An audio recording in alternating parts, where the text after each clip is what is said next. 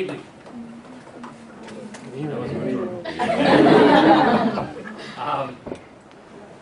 So I was asked to come in and talk to you guys and spend a little time talking about some things that I'm interested in and some areas of research that I work in, both research and teaching.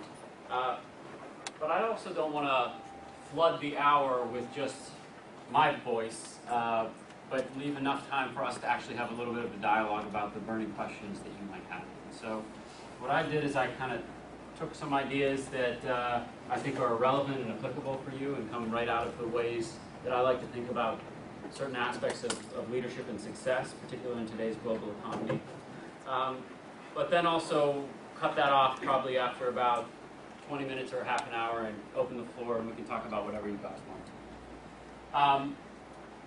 So let me just start off by giving you a little bit of a background. That was a very nice introduction, but I can tell you a little bit about my own career because it tells us something about where this business school is going and what we're trying to prepare you for. When I took over this job a year ago, I got a number of questions from people in the media and people around academia about what is a guy who comes out of Chinese literature, humanities, being a dean of a business school. And I thought it was an interesting question. I think I'm happy that the university made the choice that they made. But the question is actually a really relevant one because it tells us something about where GW is and where we're going. So if you think about two converging forces that really matter in the global economy over the last 30 years, they are first and foremost globalization and the ways in which different emerging economies around the world really matter in some fundamental way for how the world economic system is shaping up. And the second one, to my mind, is really the issue of social responsibility and ethics of the corporation. We have lived in a world over, say, the last half a century in which corporations have grown to be the most powerful institutions in the global economy besides nation states. There are no institutions that hold the same type of position in our society besides nation states. And this is a very important thing about this institution because you all, probably 90% of you, are going to go out and be people within these organizations. You're going to be the engine of these organizations themselves. Now there's an overlying third trend to those two, the globalization piece and the power of corporations, that has been very specific to business schools and universities. And that is that I think I've been a fundamental believer in the idea, I'm not the only one, but I'm a little bit of a minority voice within business schools. Because I believe in the university system and I believe in university education and I believe in business schools, but I also feel like we've fallen down on our jobs a little bit over the last 30 years. We've followed the Pied Piper of neoclassical economic theory and became more and more disembedded from society. Who's the most famous economist from neoclassical economic theory? Who? Okay. Keynes is not a neoclassicist. Keynes is actually a Keynesian economist who believes in actually mixed economies. But who's Keynes' major countervailing voice? Friedman. Thank you. Milton Friedman. You should all know that name because Milton Friedman is the most influential voice. I mean, he's passed away now, but he won a Nobel Prize by the end of his career before he died. But he is hands down the most important economist of the 20th century because he has actually influenced the world that we live in today. And we can talk a little bit about how and why that has been and what that actually means. But the important thing to understand really is that business schools followed suit. Business schools threw in their lot with neoclassical economic theory, which essentially meant the market efficiency thesis is right, which is essentially that markets are self-correcting systems. And we don't need to really think about those forces that are external shocks to markets, namely states or radical cataclysmic social shocks to the system, because those are, once in a lifetime events, and what we really need to think about is just the idea that if we focus on what corporations do well and what the functional areas of business do well, we don't need to do much else besides that. Now that also coincided with the rise in the 1980s of the shareholder capitalism, which Milton Friedman was a big advocate of. And that, in some sense, dominated the late 70s, 80s, and early 90s. But then we started to see things happen in this economy. We started to see things like the economic crisis or the accounting crisis of 2000, 2001, in which, you guys are probably old enough to remember the early days of that, but 2000, 2001, we saw the fall of Enron, WorldCom, Tyco, major accounting scandals that brought down major accounting firms like Arthur Andersen. And if that wasn't enough, in 2000, 2008, we saw the economic crisis that really was the result of us sending students out into the world with very complex ideas about how to build complex instruments like mortgage-backed securities, but very little social context for what the implications or the impact of that could be. And you know what happens? $14 trillion of loss in global capitalization later. We're all still trying to work our way out of that pain. Now, business schools aren't fully to blame for that, but we're partially to blame. And so, to me, this is an amazing moment to actually think about the convergence of these issues. The global economy that we sit in, and the ways in which corporations play a major role in shaping the world that we live in. Make no mistake about it, I'm a dyed-in-the-wool capitalist. I believe fundamentally in the importance of business and the importance of corporations, the importance of capitalist institutions. But we need to be thinking responsibly about what it means to go out and be the stewards, the people who run these organizations that are the most powerful institutions in the global economy. And so my entire career has been about those two issues. My entire career has been about, on the one hand, China. I'm first and foremost a China scholar. When I was your age, I was studying Mandarin Chinese at the University of Chicago and preparing myself for a life that was committed to understanding the economic development of the world's what would be later the world's most powerful emerging economy. But at the same time, how should I understand that system? And that's actually how I got into a field called organizational sociology, which was really about stepping beyond narrow thinking in economic theory, but thinking instead about economic aspects of how organizations become very functional instruments, but also appreciating the social context and the system in which these organizations are embedded. Right?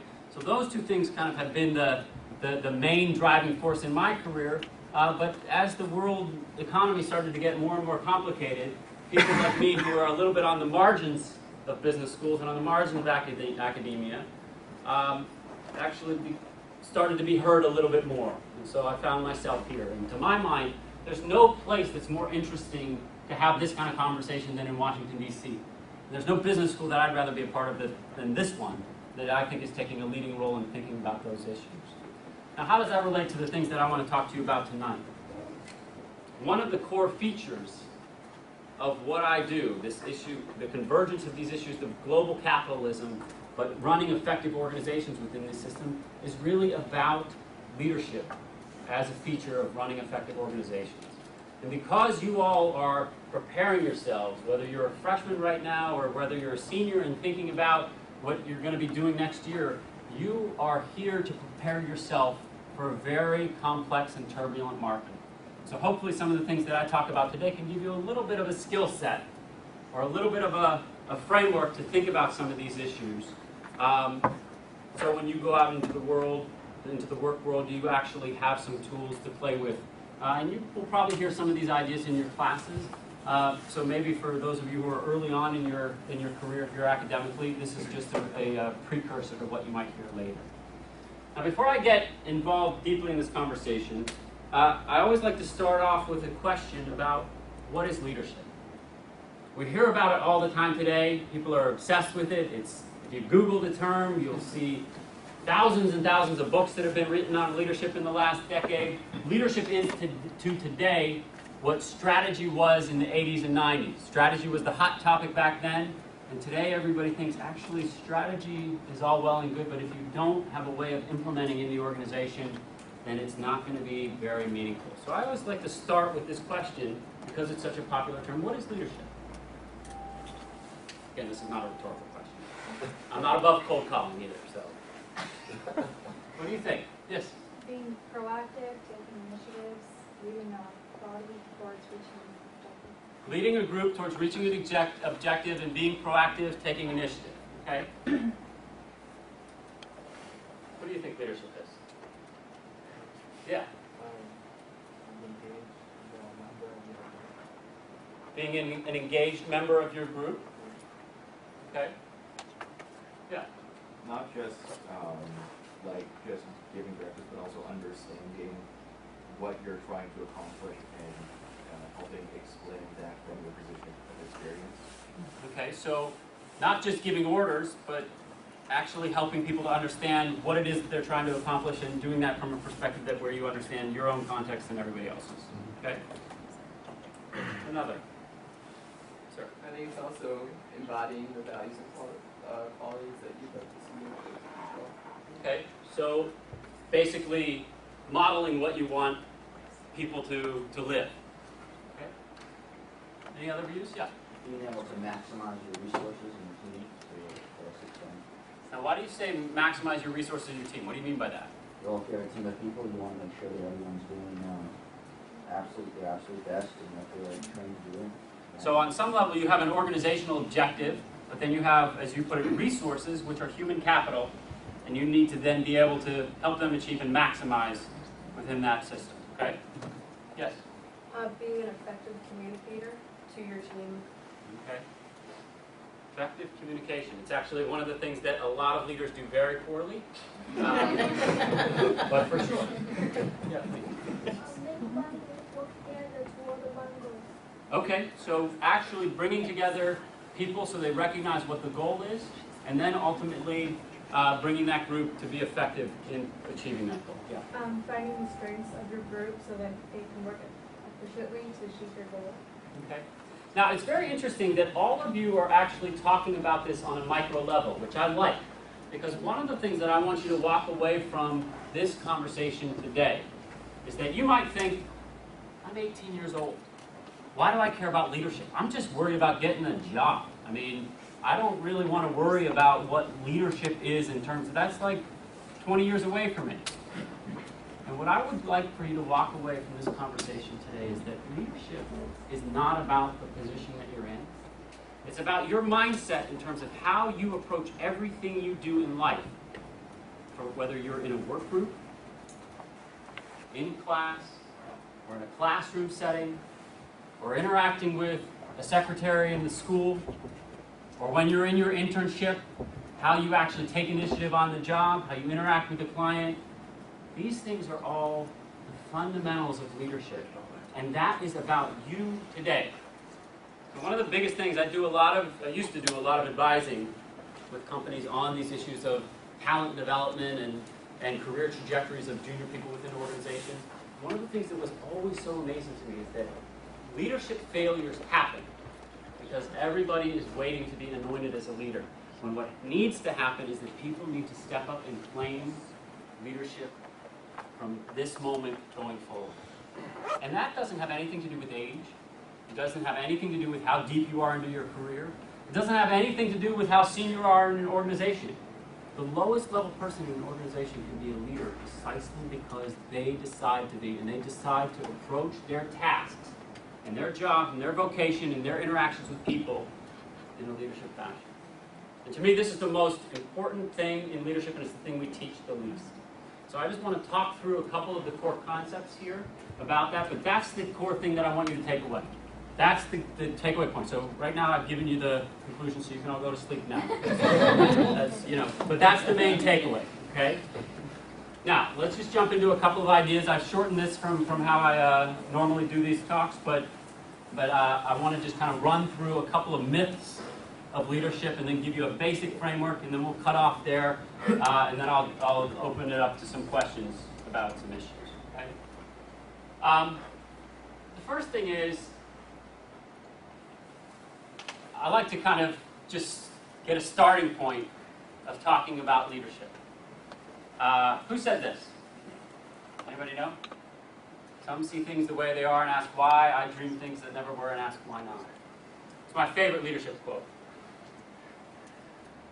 Anybody? Come on. No? Yeah. I'm not sure, but it sounds like a JFK quote.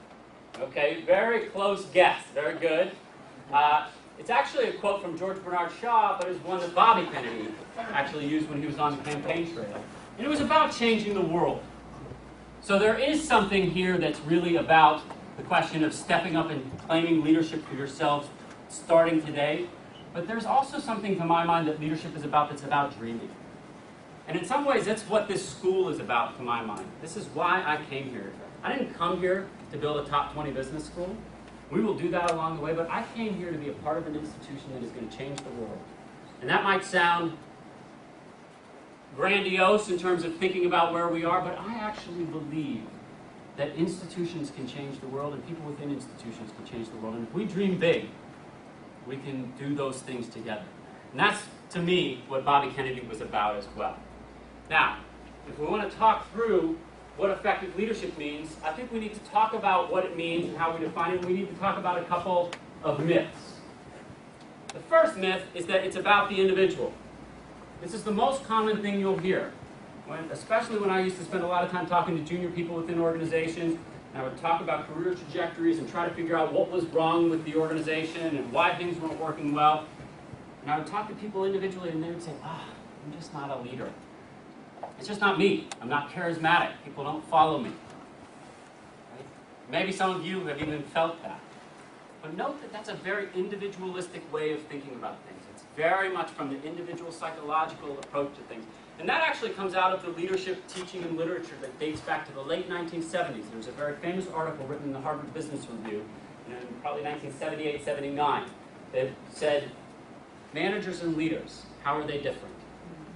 And it basically talked about this issue that leaders have specific personal qualities that make them people that are exciting to follow. They have charisma, they have engagement, they have passion.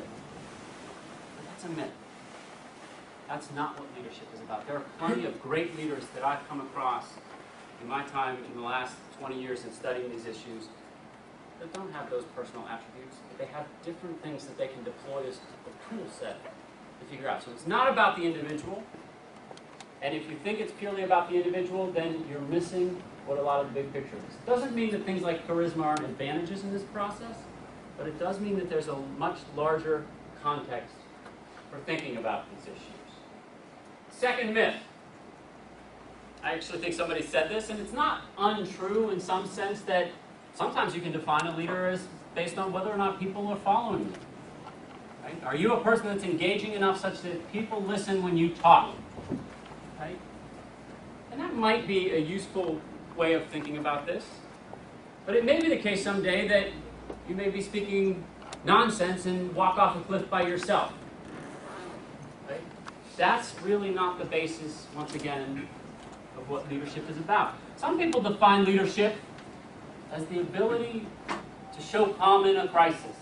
I was in New York 10 years ago, and I remember this very clearly, this day, and the weeks that came after, and how much Rudy Giuliani was anointed as a great leader because he was calm in the midst of a crisis. And sometimes people even talked about him as being great presidential timber because he was so calm on September 11th, 2001. It's a little bit of an odd position to take, however, if you think about it, that we should elect our leaders not based on what they do in day-to-day behavior, but instead what they might do in the infinitesimally small chance that we'll have a crisis. Odd way of thinking, isn't it? But note that contrast. Crisis and extreme moments versus day-to-day activity. Day-to-day activity is actually where the heart of leadership lies, but we often don't think about it that way. There's another way of thinking about leadership that's all about intuition, heart. Mike Krzyzewski has written a lot about this. A lot of his basketball players have talked about how great of a leader he is because he has so much heart, so much intuition. And again, in certain contexts, we know this to be true, that people have certain qualities that we want to follow. But again, those are very individualistic and very particular, and they have very little to do with how organizations are run. And probably the most famous example, especially a decade ago, when I used to teach this topic to executives, a decade ago, if you'd say, who's a great leader of our time? Inevitably, somebody would say Jack Welch, and you say, why Jack Welch? And they would say, wow, you can't argue with 1,500% increase in shareholder value over a 20-year period, right? He made a lot of people rich. How can you argue that case? Okay. Yeah, it's good for shareholders, and especially if you're talking about the era of shareholder capitalism, probably something to think about. It's also interesting to note that post-2001, post-Sarbanes-Oxley, Jack Welch would be arrested for the earnings smoothing that he used to use to run GE. And the interesting thing about Jack Welch, if you look at him in terms of the increase of shareholder value over the course of a 20-year period, you can't argue with him. He is the greatest GE executive of all time. But if you look at him in terms of return on assets, worst. The worst GE executive ever. Now, part of this is because of the way in which capitalism was changing in the 1980s and the ways in which moving deals around and the ways in which we were demanded to follow the whims of Wall Street and quarterly earnings. And Jack Welch was the darling of Wall Street during that time. Right? So there is something to how he figured out the game, but it was a bad game. It's not a productive game, actually. I'm probably the only business school dean who will come out and say that I think capital markets are very, very problematic. I've been known to say in classrooms that they're evil, and I really shouldn't say stuff like that. But they are very problematic. It is amazing to me that our capitalism, how we measure, what's the most important measure of our economy today? What do you wake up and look at every day on CNN or anywhere? The Dow Jones Industrial Average, right? What does it have to do with the productivity of products and goods in the economy? It has a lot more to do with consumer confidence, but it has very little to do with the underlying productivity of organizations. Right? It has to do with whether or not the jobs report is going to come out good or bad. It has to do with whether or not markets in Europe did well. It has to do with whether or not Congress is at odds with the White House. Right? All of which is important for the macroeconomic issues of the economy, but very few people actually understand that the underlying details of what it means to think about productive assets have been completely de-linked from all of those things that are traded. Right? Do you ever hear the concept of day trading? Right? There's very little to do with the actual underlying productive assets. So it's a very interesting context that we live in today. It has very little to do with the productive assets that are the underlying goods of an economy. Okay? So I'm very, very skeptical when people say leaders are great leaders because of shareholder value. Sometimes people think about things like creativity. Who's the greatest creative leader of our time? Steve Jobs. No doubt, right? Here is a man whose creative will, his ability to see a future, his ability to pitch, changed the world, right? There's no doubt that this guy is important, and of course he's important in addition to his creativity. He also did pretty well on the Jack Welch metric of shareholder value over the last 10 years after he came back to Apple, the last 15 years. One of the things that's a very interesting historical secret, it's not really a secret, but most people don't remember, and you guys are too young to remember, that Steve Jobs almost destroyed Apple Computer. If he would have been allowed to stay in Apple Computer in 1985, we would not be talking about Apple Computer today. It's kind of an amazing thing, right? It's a little bit mind-bending. What does that mean? One of the people that we think of as the greatest leaders of our time actually would have destroyed his company when it was too young and too immature to actually withstand the weight of a personality like this, if he wouldn't have been driven out of his company by the board. Now, he came back a decade later and actually seemed to have a different level of self-reflection, and a different level of understanding, and then became the great leader that he is today. But it's an interesting thing to think about leadership because it tells you that leadership is a deeper set of issues than just your ability to think creatively and your ability to drive people towards your vision. So I want to talk a little bit about what these issues are, but before I do that, I want to come back to what I told you was my core thing that I want you to take away. And that is, in the context of all of these things, there is a sixth myth that is really important, which is that leadership is about someone distant and far away, at the top of a pyramid, that I may listen to, but I only hear through a funnel of many, many different chains of command. And that is a complete myth.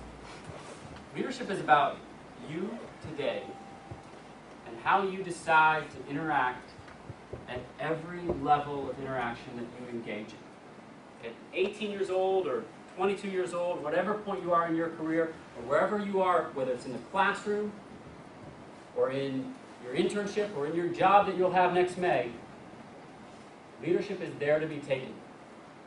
It is about how you decide to pick up the phone and interact with a client, how you decide to have the difficult conversations with a colleague that you might not want to have, how you decide to actually manage up when you're dealing with a very, very mercurial and difficult boss like Steve Jobs was back in 1984.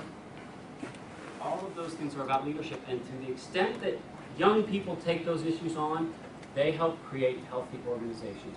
What would the world be like today in terms of the economic crisis if Fabrice Tor, anybody know who Fabrice Tor is? Who remembers? Who is that? Wasn't he the guy? Didn't he have that goofy nickname? He was the guy that kind of like messed everything up. I don't really. I can't give you a very detailed thing. His nickname might have been something like the Fab. The Fab. He worked for Goldman Sachs. Yeah, for Goldman Sachs. He like started that idea. He didn't start the idea, but he was a little bit older than you guys, about 27, 28 years old. He worked for Goldman Sachs, and he was building mortgage-backed securities. And his bosses were saying, do this. And he was writing emails saying like, dude, this system is messed up. This is all going to come home to roost. This is amazing, right? So now Goldman hasn't paid much for those quote-unquote crimes, and to some extent they've been exonerated. But imagine what the world would be like if every Fabrice Tor said, you know what, I'm not going to do this. This actually doesn't seem so great to me. I'll tell you another story that's really interesting from 2001. Ever hear of a company called MCI? MCI merged with WorldCom and became a $500 million write-down almost overnight. There's a guy I used to bring in to talk to my classes called Walt Pavlo, within 2 years of federal time. Now initially when I announced that he was coming in, people would be like, I have nothing. Why are you bringing that guy in? He's an unethical felon, and I'm not. I was raised in a nice home. I actually understand what's right and wrong. Turns out this guy has the same story. And it turns out that he was going through a process within his organization in which he recognized every time the organization was doing something wrong. And every time he put up his hand and was like, guys, this doesn't seem so great to me. And every time, you know what happened? He was given more more responsibility. He said, you know what, this seems like a problem to me that we're doing accounting prices this way. And they said, you know, you should run the department. True story. And eventually he actually did kind of go down a bad road because he thought he was going to be the fall guy at MCI. And he did. He turned states' rights and did 2 years of federal time. But the point is, what would the world be like in those crises if people stood up and said, I'm not going to do these things? Right, what would and those are people that you will be 4 years from now. So what I like to think about with respect to these issues of corporate social responsibility and corporate citizenship and all these things that sound very grandiose and about the embeddedness of corporations in society, I like to think about, actually, that's you 5 years from now. Now you might think that's not me. I have just got out of school. My degree was expensive. Maybe I have student loans. Like I need to just focus on doing the work. Right? But actually there is a way to lead in those moments. There is a way to lead, and you will come upon it sooner than you think. You will come upon it 4 years from now. And you will be given tasks that you will have to be making choices about how you're going to interact in those tasks. So to me, this is the most important message of what I like to talk about, especially to people at your stage in life. Summary points. Leadership. It's not about the position you're in, it's about how you interact in that position. It's about how you choose to be. It has nothing to do with the structural position that you're in an organization. It's also about everyday action and introspection. It's about actually being able to think about the day-to-day stuff. Don't wait for the grand moment when you're going to be asked to step up and take a leadership role. Actually, it's about how you interact with your colleague today who's a member of your study group. It's about organizational interests. Organizations are complex systems, and how you actually disentangle that complexity and then figure out a way through that psychological and human complexity is really at the heart of it. It's about how you empower other people. You really make them help other people learn how to sing within organizations. And it's ultimately also about embracing complexity and analysis. For too long, over the last 30 years, this is to bring us back to the question of neoclassical economic theory, we have lived in a world that's simplifying through assumptions is the right way to build complex mathematical models. That might be true, except the problem with that is that the world is fundamentally complex. And we actually need to embrace that complexity and look for opportunities within it. And it's about listening, caring, and understanding. Now, I'm going to kind of jump through the final point because there are kind of 3 key addenda that I like to take us through in these. Over the last couple of years, I've become much more attuned to the issues of introspection. Introspection's a hard one. And as I said, I try to teach away from the internal psychological aspects of organizations, but it is important that you know who you are. And at 18 years old, you're probably just figuring out who you are or who you're going to be. But continue to struggle for that. Continue to struggle to be able to look in the mirror and be honest. I've worked with some of the most charismatic university presidents in the world who are the most unintrospective people. Not Steve Knapp. I think Steve Knapp is actually a great president. But my former president at NYU was a guy who was unbelievably charismatic, but he was so unintrospective. He was like one of these guys who was amazing. I'm sure you've maybe experienced someone like this before, where you walk into a room and he'll say, oh, maybe this is really what I'm doing. He'll walk into a room and say, this is really about you. And then he'll talk for 57 minutes out of 60. That really took man to cut off. No, the important thing is that I know that I do that. So know who you are. Okay? I'm going to finish up really quick.